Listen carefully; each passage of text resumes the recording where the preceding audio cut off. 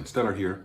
You may have heard me talk in the past about the importance of restating somebody's problem with the idea behind it that if you can formulate somebody's problem better than they could, they automatically credit you with having the solution, which makes sense because if you can really sum it up very concisely, then obviously you get them. And that is what makes a buyer want to know more about working with you or even buying from you.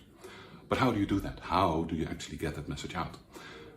I heard a guy on a podcast called Randy Olson, and he talks about the ABT framework, which is and, but, therefore, which actually comes from the makers of South Park. They've been using it for years to create their stories and episodes. And in my case, an example would be like this.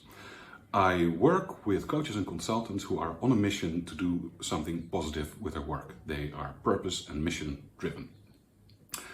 And they have a high degree of values and integrity.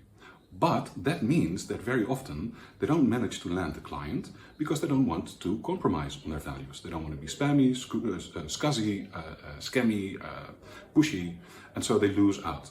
Therefore, I created a framework for ethical selling, which is based on integrity, ethics, and empathy, and it really helps high integrity entrepreneurs to land more clients. That's simple. And, but, therefore, I strongly invite you to look at this framework, maybe read up on it a little bit, and see how you can use that for your own work.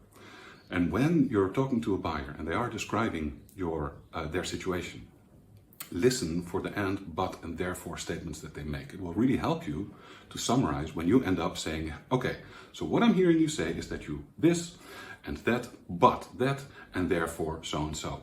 Am I right? When you do that, buyers will go, yeah, totally, you get me.